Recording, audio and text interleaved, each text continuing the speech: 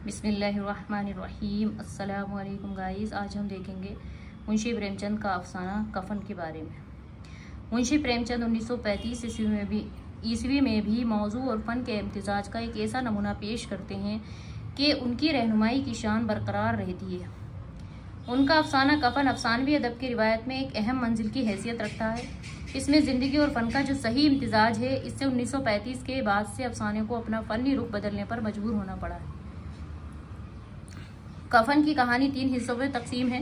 पहले हिस्से में हम कहानी के किरदारों से वाकिफ होते हैं और इस तारुफ के साथ पस मंजर के तौर पर वो पूरी सूरत हाल बल्कि हर जगह उनकी हरकत और सकनात का जवाज फराहम होता है।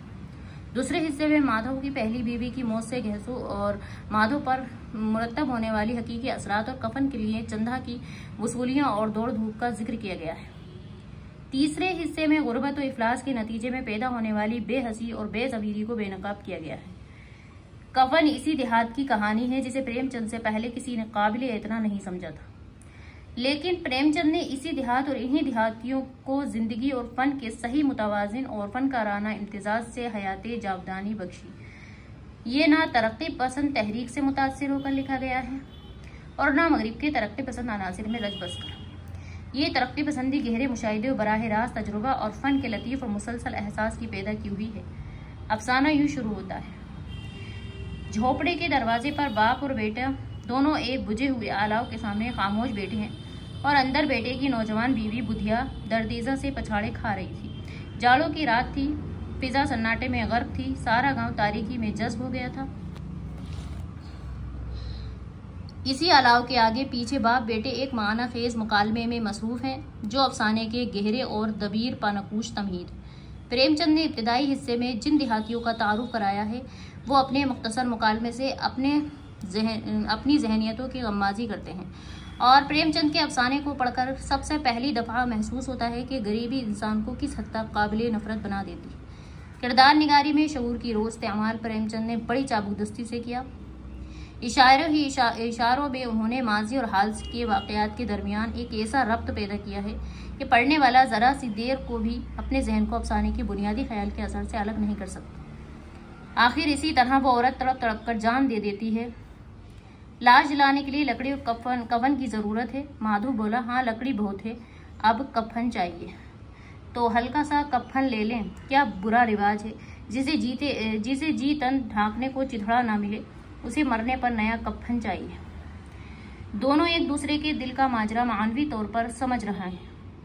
यहाँ तहतुशऊर अपने अमल दिखाता है और दोनों जो बज़ाहिर नहीं करना चाहते वो करने पर आमादा नजर आने लगते हैं। दोनों शराब खाने जाते हैं, शराब पीते हैं और मरने वाले को दुआ देते हैं कि इसके मरने के बाद ही ये ऐश मिला।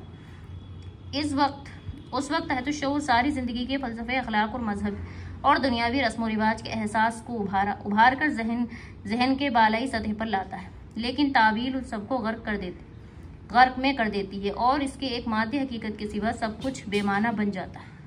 इस अफसाने में कोई जुमला बेकार नहीं। पूरे अफसाने को जिंदगी के मुख्तलिफ मौक़े की कड़ियाँ जोड़कर इस तरह मरबूत किया गया है कि जंजीर की जकड़ कहीं ढीली नहीं होती।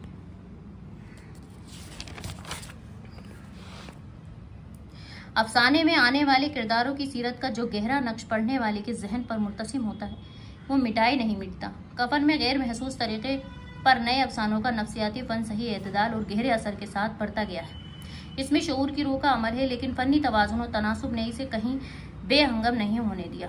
बेरब्ती के बावजूद इसमें एक ऐसा रब्त है जिससे अफसाना मजबूरी तौर पर तासुरात का गहरा नक्श बन जाता है।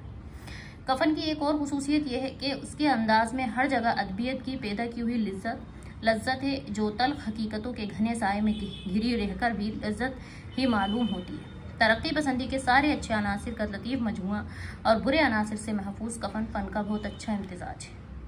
वीडियो पसंद आए तो लाइक करें, शेयर करें, चैनल को सब्सक्राइब करें, बेल आइकन की घंटी को प्रेस करें ताकि हर नई आने वाली वीडियो की नोटिफिकेशन आप तक पहुंच सके।